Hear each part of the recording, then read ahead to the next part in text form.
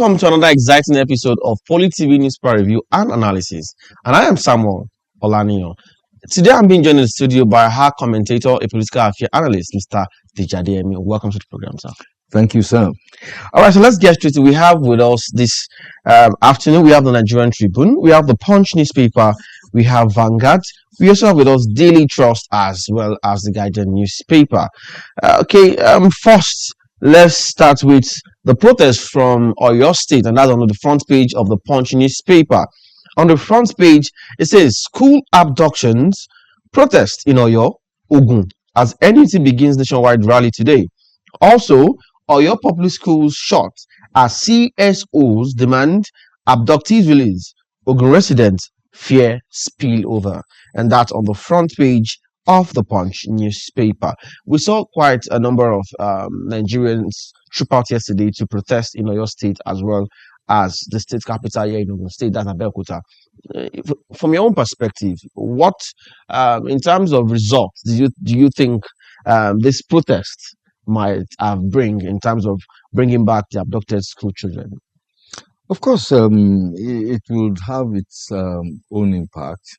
You see, this topic has become a kind of repeating grooves, in the vinyl records of those days, when it just kept saying, every time we are talking about insecurity. And what you found out is that Nigerians are now living in fear, panic, anxiety. You don't even know what will happen tomorrow. And that's just a fact. Nobody can tell me, because this thing, well, maybe these days we're having a respite in the southeast and of course south, but the whole of the northwest, northeast, north central, and now southwest. So how do we find a solution as quickly as possible? See, the Oyo incident is most alarming, and it puts the mirror in our faces to tell us that this is what can happen in your own backyard just as well in the southwest. So what we find out, you see, yes, the protests should be taken seriously. The government will need to,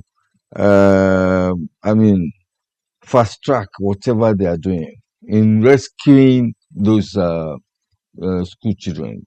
I read something about a lady who said that he was at home, and then there was rain in the night, and she had to stand up to shut the window, and she now went back to her toddler, 2-year-old, and wrapped her around herself. And that at that point, she remembered the 2-year-olds and the 4-year-olds in the forest.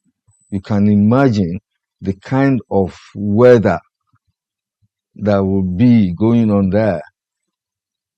They have not brought blankets. Or what is even a 2-year-old or 4-year-old doing in the forest? So this is the kind of thing we are going through. And civil societies, activists, and must press further to let the government know that they need to do much more than what they are doing now, period. It's not as if they are not doing anything, but they need to do much more. Better than what you're doing now. Yes, because this protest, if it's allowed to spread, now protests will take place today all over the country, called by the Nigerian Union of Teachers. And what do you find? People will go, if protest turns into strike, then there will be problem in the education sector. So we just wish that government does something quickly. All right, we wish government does something quickly. Let's move straight to the world of Daily Trust newspaper. On the front page of the Daily Trust, there's a story that says questions over Chinda's position as minority leader, APC governorship candidate. Questions over Chinda's position as minority leader, APC governorship candidate. We saw the minority leader of the House of Rep, and that's Honorable Chinda, emerging as APC governorship candidate. Why still occupying the minority seat? Welcome to Nigeria. What's your take? Welcome to Nigeria. And I said it some time back about the fact that the Wike school of politics will still need to be studied. Well, yes, of course, that's the Wike's person. And can you imagine that? Hmm.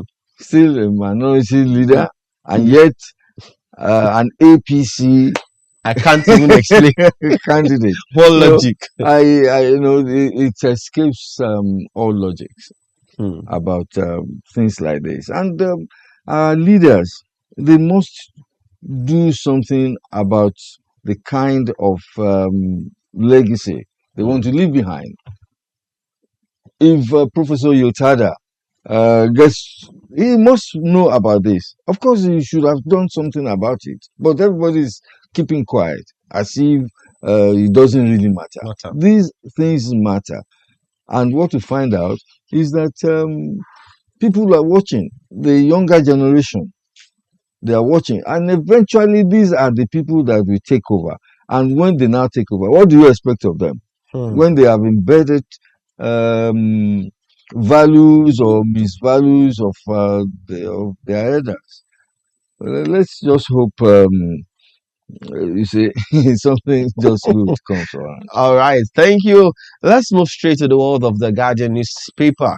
On the front page of the Guardian newspaper today, party primaries, divided opposition, rejigs 2027 polls, line up 11 presidential candidates, and that can be found on page 6 of the Guardian newspaper. And on that front page, we saw the pictures and the images of Abubakar Atiku, the former vice president. We saw Obi, we saw Adebayo, we saw former President Goodluck Jonathan, Makinde, Donald Duke, and a whole lot of presidential candidates. We have about 11 of them currently. And of that 11, I think just one candidate is from the north. What do you think are the chances of the southern? Would that not split the vote coming from the southern bloc? It's not just about Santa Block. Yes, of course, 11 candidates. And they are all in disarray. I can tell you that. I can't see opposition, a viable opposition in this country.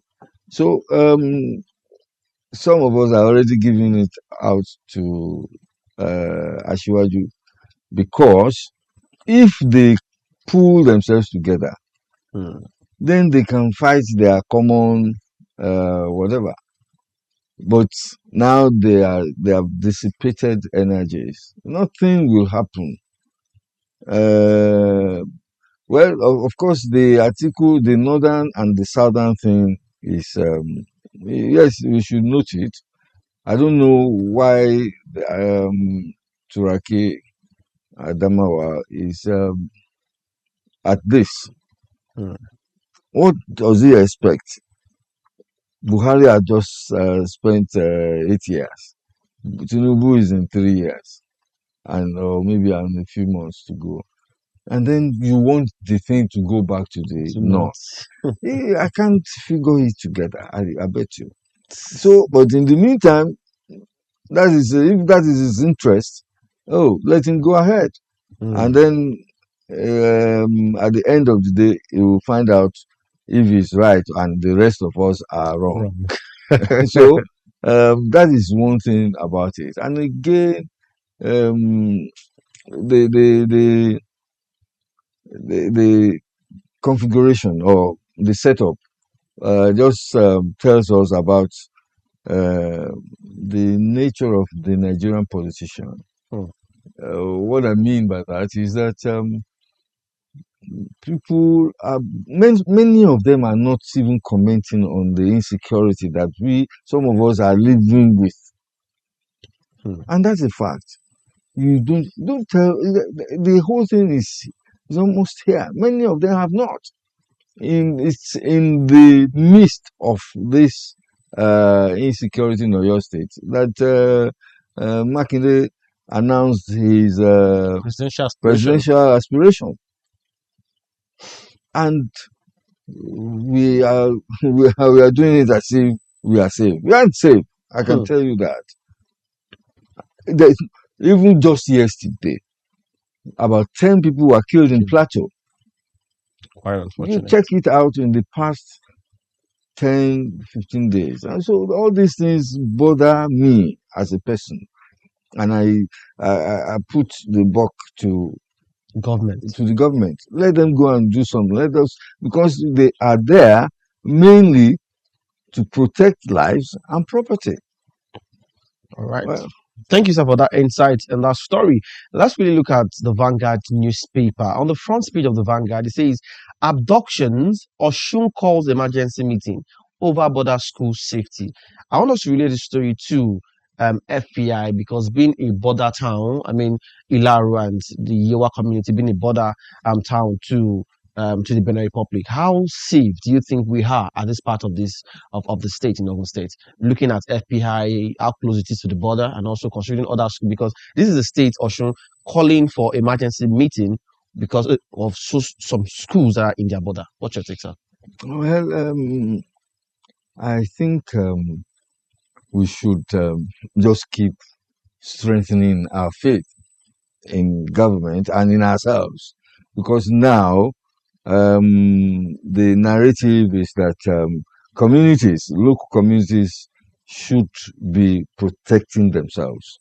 Yes, we are a border community here, and things do happen. But let us just pray and appeal to leadership across board, Mm. uh, traditional leadership, the government leadership, and even religious, that they should work at making sure that we are safe. And don't forget, Nigeria is bordered by very many countries, Countries, yeah.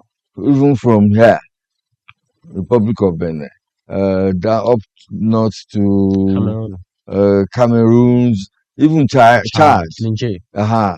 And these people coming in droves from those areas. And so we just need to stand up to it. Everybody, even people should be looking at organizing town hall meetings such that there could be effective mobilization. There could be information. You see something, you say something, Something, yeah. and other things like that. So this is something that we need not get into the panic mode per se, but in the meantime, we have to be up and doing. Doing. All right. We need to be up and doing. That's coming from Mr. Deji at DME. And finally, on the Nigerian Tribune newspaper on the front page, Babacha quits ADC, alleges article's primary win rigged, claims ex-VP is a religious tribal bigot. Also, he is a notorious conflict entrepreneur, not qualified to speak what is good about Nigeria. Published loads of garbage. That's coming from articles team. Two Yeah. former friends now Yes, becoming and enemies. they probably would be kings of sorts, Hmm. because they are both from Adamawa. Exactly. And come to think of it, they were together up until the eve of the what's it The called, primary. the primary elections. And I don't know. This is a thing that they may not be coming, because yesterday Babachi Lawal, the former SGF. SGF, um, said that he will go back to his farm, and he probably will that maybe that he has a church or something, that because Sheung was asking him what next, which of the parties are you Are you going going to, to? he says that.